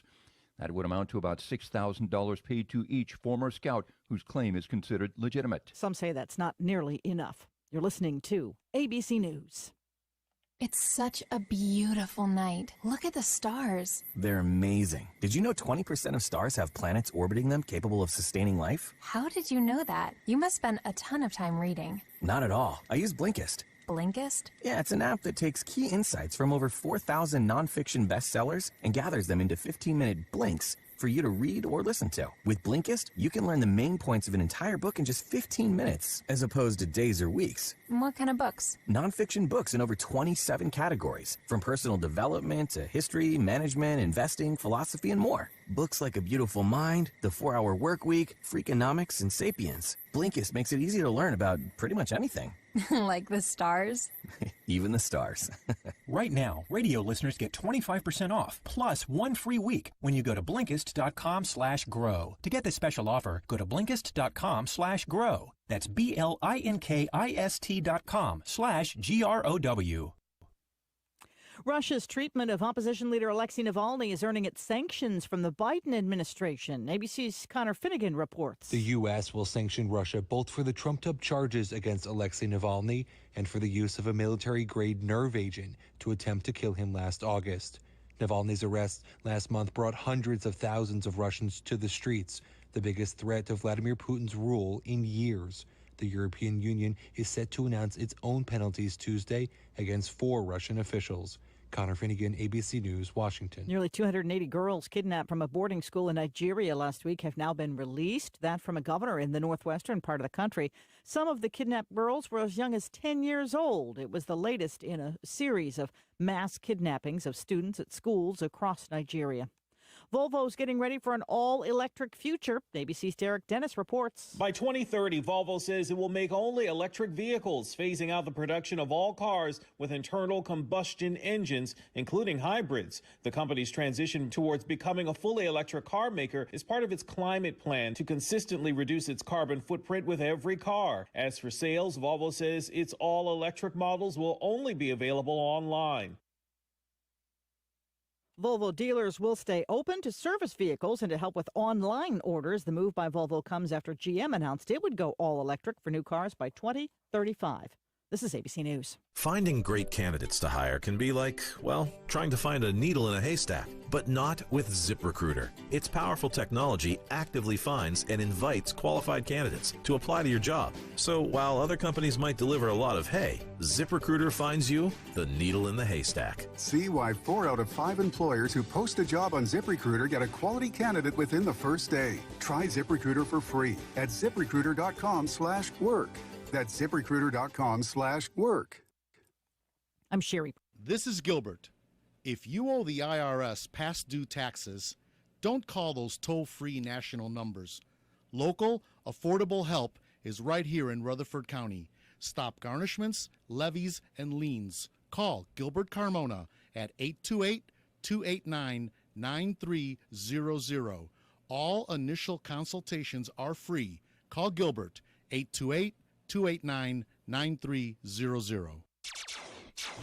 It's going to be sunny and bright today. We're going to head into the upper 60s, even the lower 70s. It's going to feel like a lovely spring afternoon. Overnight, it's not going to be as chilly. Our temperatures will fall into the mid-40s. Tomorrow, it will be slightly cooler for us. We have a cold front that's going to move through. Highs will reach the upper 50s, even the low to mid-60s for areas to the south. Rain is on the way again for us on Friday. I'm meteorologist Peter Sherwood in the Weather Center.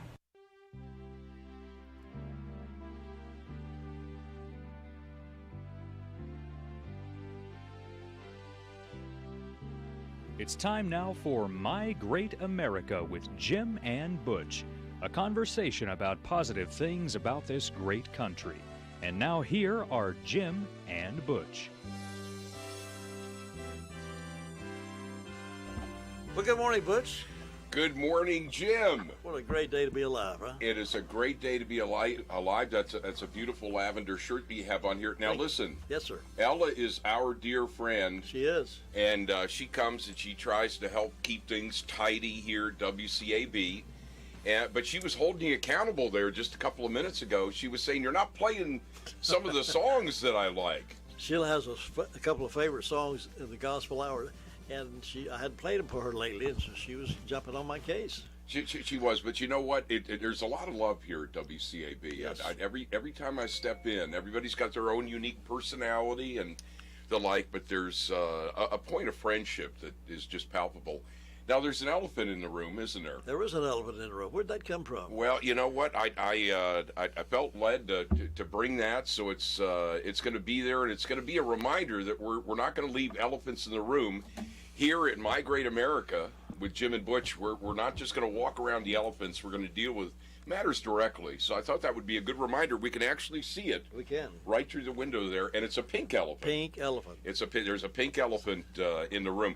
You know, I've been continuing to study. By the way, this is My Great America with Jim and Butch, and I've been bumping into a lot of people that have got these hats on that show that they served in our military. Mm-hmm. And I always try to make it a point with police officers, with EMTs, and with people that have been in the military to go up and thank them for their service. And Jim, I know you were very pro-military. You've been very encouraging of the military through the years, haven't you? Absolutely. My heart goes out to them. And having served 4 years myself in the Air Force military, so I know what many of them go through a lot worse than I ever did. But if I see them, like you say, with the cap on, or I know that they've been in service, I like to thank you for your service. Well, I do as well. And I was reminded of what Ronald Reagan said, President Ronald Reagan. And we've talked about how much we miss him and just loved his precise way of communicating. He said one time, some people live an entire lifetime and wonder if they have ever made a difference in the world. Marines don't have that problem. That's right. It's so powerful. And you know what? One of the mistakes that you can make is if you're not quite sure, and if a Marine is told, he was in the Army, they kind of beg to differ, don't they? That's right. They sure do. Absolutely. They have a special pride about themselves, and they deserve it. Yeah, no question. Of course, my father was a pilot in the Air Force. He flew C-130s, and the place that I mostly grew up in was a place there in Newport News, Virginia, near Langley Air Force Base, where so many children had parents that were in the military. So I was really around a military culture. And, of course, we also lived in Louisiana for a little while. My father flew for American Airlines, and during the Cuban Missile Crisis, I'm old enough to remember that, and you are too, he was recalled to active duty. And I can remember in Laplace, Louisiana, where we lived, the grocery stores during the Cuban Missile Crisis, people went and cleared them out. And, we were taught about how to protect yourself if there was a nuclear bomb that went off, and we learned in the classroom how to do that. You remember those days? Oh, yes, absolutely. One thing about the military, too, a lot of folks that we work with and live with every day around here are in the reserves even now, and they're called up from time to time to go serve it again. I talked with a friend last Thursday night, as a matter of fact. He's getting ready to go back in for couple of months, or maybe longer than that. He wasn't sure to go back in and serve the military again because you're obligated up to a certain point of your career.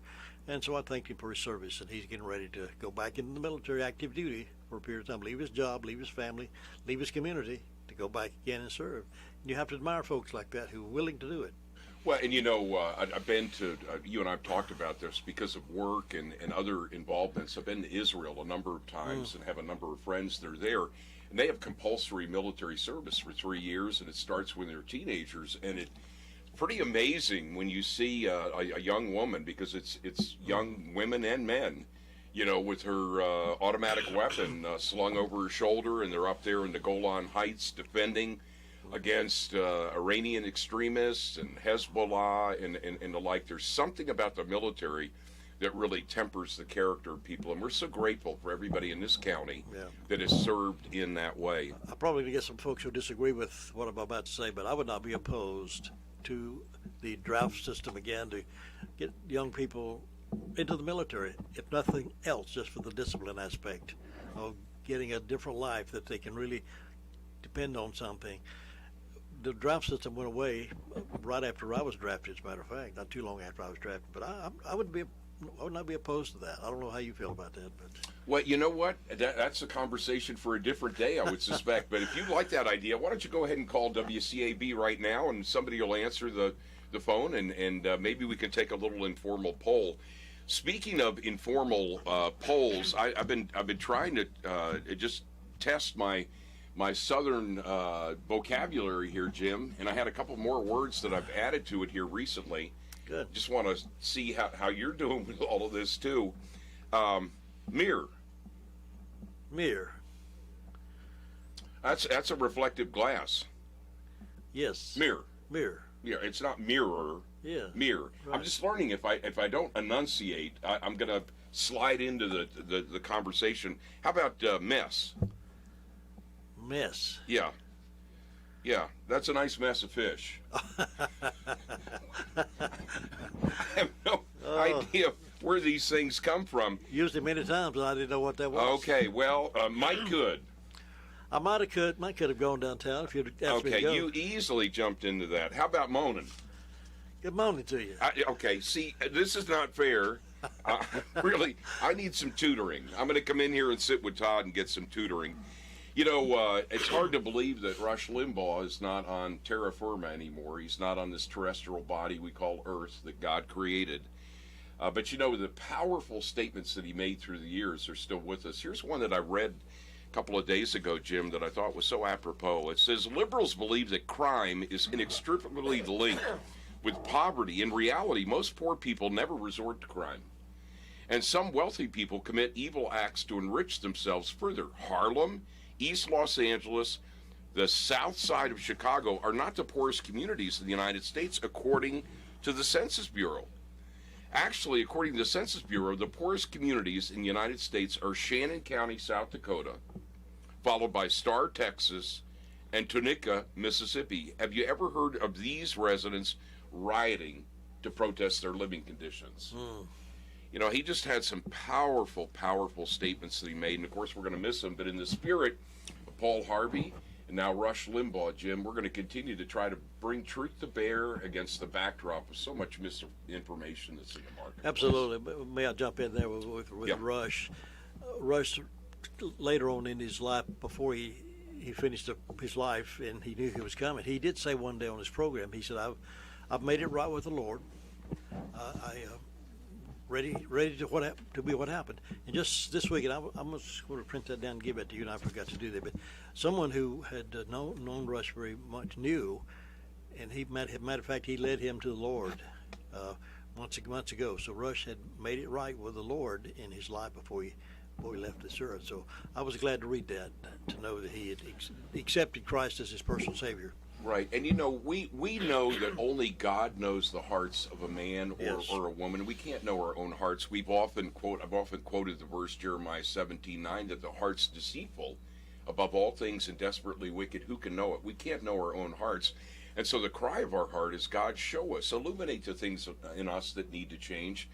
And Jim, I've said this so many times before, one of the greatest breakthroughs in my life was realizing that God knows and sees every matter of the heart, every motive, every word, every action. He knows and will give an account for someday.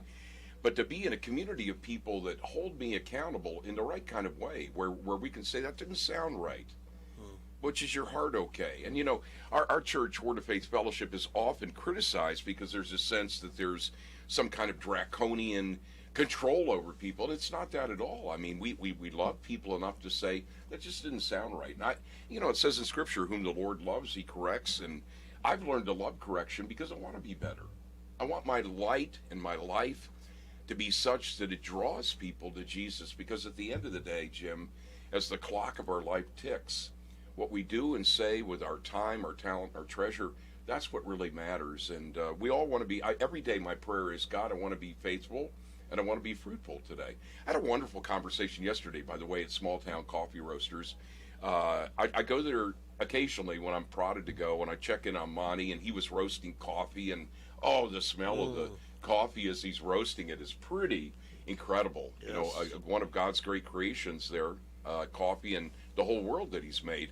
But there was a gentleman in there, and it was so interesting. He was in his late 70s, and we got to talking. He had a service cap on from his time in the military, but he's a long-time, forever resident here now, retired on a 50-acre farm, and I got to talking to him about history, and he was reminding me of the time where Small Town Coffee Roasters is there on Court Street, when that used to be a bus station. Yes. And he was just telling me about how the bus came in and what direction it went and where it went. And he was telling me about the days where he was pointing out all the different landmarks down there. I just was so fascinated.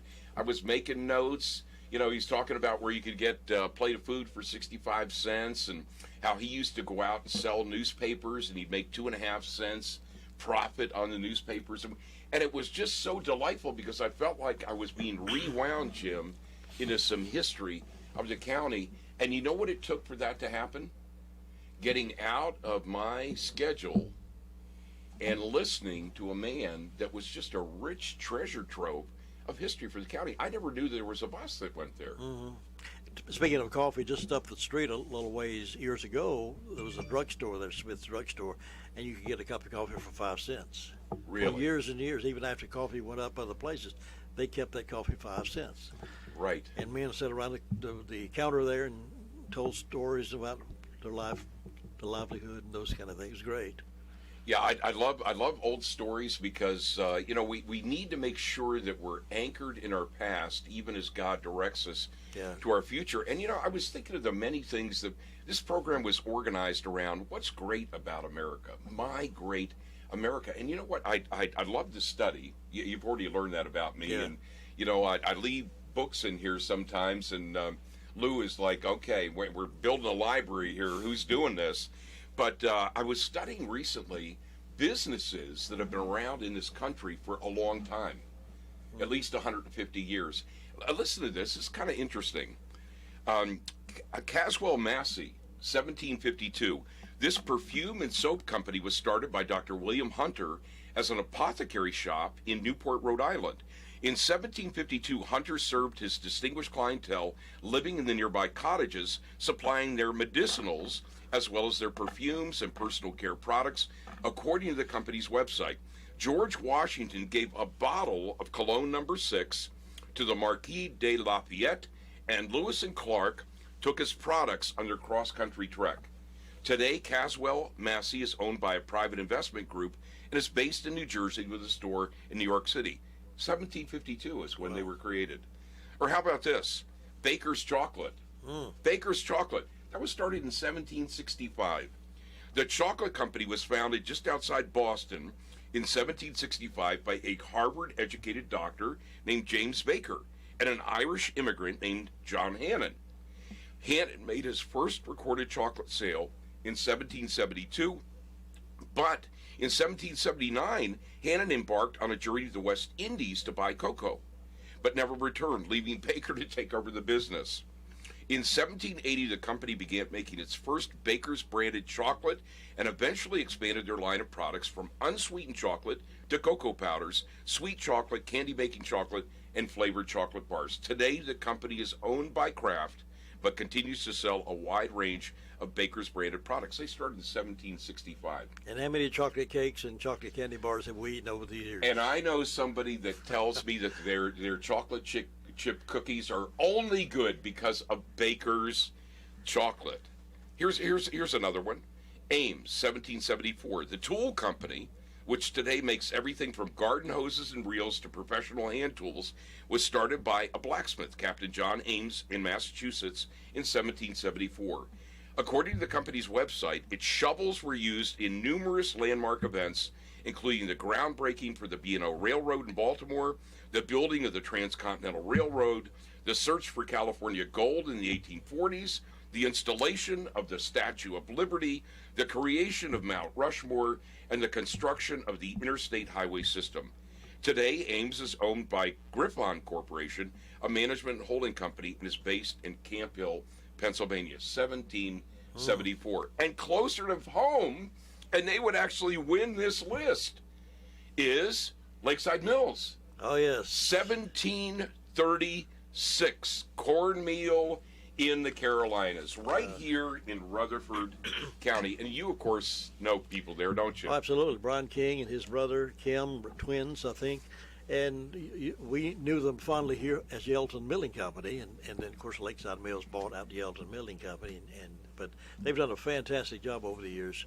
And highly respected product in this part of the country, all across the nation. So we're proud to have them right here. And they're right around the corner, 1736. So, what's the point here? Well, the point is, those are interesting facts, but the point is, America has always been a nation of, I believe, God-birthed innovation.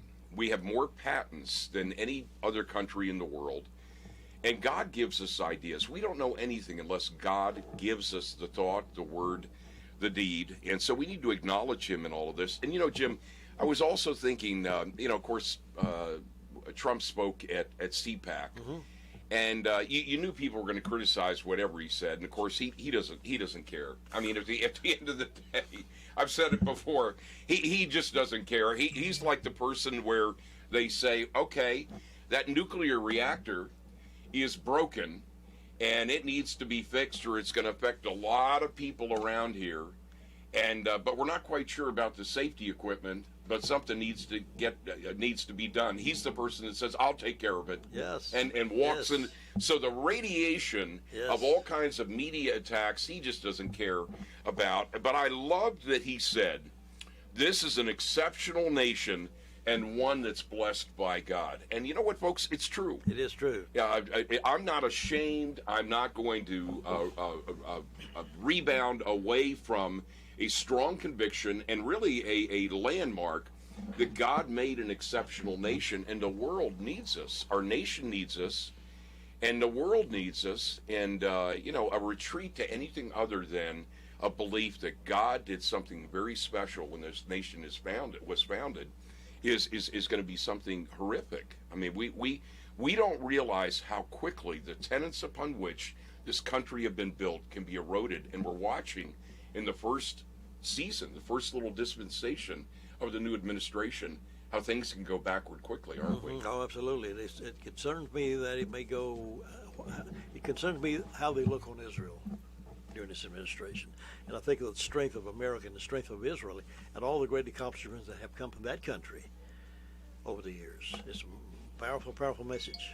Well, and you know what? The thing we need to remember, and this is extremely important, is that the founding of our nation. And there are a lot of folks, liberals, agnostics, atheists, that won't like this. When the prayer was made at the Continental Congress, the very first prayer for this nation, it was made by Jacob Douche, and he specifically said at the end, I think it's a beautiful thing to realize that as American colonists, we can pray and pray in the name of Jesus Christ. That was the first prayer of our nation. Wow. And for people to try to cancel culture and cancel God and rip away from the fabric of this nation the clear evidence that God was there at the beginning is just so wrong, Jim. And we're gonna fight tirelessly to make sure that that's not expunged. Absolutely, and we need to recognize that fact that God did ordain this nation, this country, and we have on our motto, in God we trust, and we still need to. Right, and we do. We still need to trust. And you know what we need? I've told people have asked me, Butch, what do we need in this nation? We need another great awakening. The issues we face are spiritual in nature. They're not political. They're spiritual in nature. And we need a great awakening. I've been reading about the great awakenings in our country. You know, you look, for example, at Jonathan Edwards and that incredible sermon that he had, Sinners in the Hands of an Angry God. People trembled and ran forward when they realized that the God of the universe would judge them one day. Or you look at Methodist preacher George Whitefield and what took place, the modern day Sunday school movement, and people really encountering God in the early days of the nation. And then the second great awakening, and in that instance you have someone named George Finney. And I'm going to read just real quickly about George Finney, because we need to remember that our nation has always been better when we've allowed God to purge us of our sin. Listen to this as we close out our time this morning. While the focus of the Second Great Awakening was primarily on personal salvation experienced in revival meetings, it accomplished far more than that, for it had a greater impact on secular society than anything else in American history. Through a multitude of channels, this revival encouraged Christians to become involved in causes dealing with prison reform, temperance, women's suffrage, and the crusade to abolish slavery. These things grew out of the church, not some governmental agency. For instance, Charles Finney, one of the greatest American preachers of the 1800s, became the president of Oberlin College in Ohio. He strongly supported giving freedom to the slaves. And the college was a busy station for the Underground Railroad, where they were hiding people on their way north. He secretly brought slaves to freedom. Oberlin was among the first American colleges to co-educate blacks and women with white men. Where did that come from? From the government? Health and Human Services? Bureaucracy? Federally funded programs? No! It came from the message of Jesus Christ, articulated through men and women, moving on the hearts of people. Finney also helped form a great network of volunteer societies organized to aid in solving all of the social problems. Listen to this, Jim.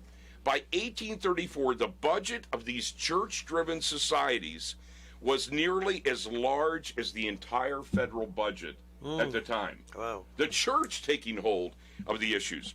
During revivals that Finney held in Boston, 50,000 people at one point put their faith in Jesus Christ. In 1 week. In 1 week. Wow. Finney always demanded a verdict from his people that were there to hear him with a final question. You know what the final question was? What will you do with Jesus Christ? That's something I hear often at my church. Yeah. What will you do with Jesus Christ? Perhaps that is a fitting description of what happened across America through the Second Great Awakening. Hundreds of thousands of people put their faith in Christ and went on to exert a profound spiritual and social impact in their day. We need another great awakening, Jim, and it starts with repentance, acknowledging our sin, crying out to God, and saying, God, we don't know, but you do. Yeah. We can't, but you can. Give us the strength, the wisdom, the power, the insight to address all of these issues. And if we try to create government solutions to evil in the heart of man, it will not work. Oh, We've got to get that part right, don't we? We absolutely do, absolutely. You got it right on the head when talking about we got to turn back our thoughts to the Great Awakening again. Right. So we do. So let this be our benediction today. Okay, James 1:2-8. Consider it joy, nothing but joy, my brothers and sisters, whenever you fall into trials, Jim. Be assured that the testing of your faith through experience produces endurance, leading to spiritual maturity and inner peace. And let endurance have its perfect result and do a thorough work, so that you may be perfect and completely developed in all your faith, lacking in nothing. If any of you lacks wisdom to guide him through a decision or circumstance, he is to ask of our benevolent God, who gives to everyone generously and without rebuke or blame, and it will be given to him. But he must ask for wisdom in faith without doubting God's willingness to help. For the one who doubts is like a billowing surge in the sea that is blown about and tossed by the wind. For such a person ought not to think or expect that he will receive anything at all from the Lord, being a double-minded man, unstable and restless in all his ways, in everything he thinks, feels, or decides. We are not going to be double-minded. We're going to be resolute. God's given us purpose, a plan. He's given us passion. It's from him, and it's My Great America. My Great America, and God bless America. Folks, thanks for letting us talk to you each Tuesday and Thursday. Let us hear from you. If you would like to comment to us, we'd love to hear from you. And those of you watching online, thank you for tuning in to www.WCB59.com. Have a wonderful day, and God bless America.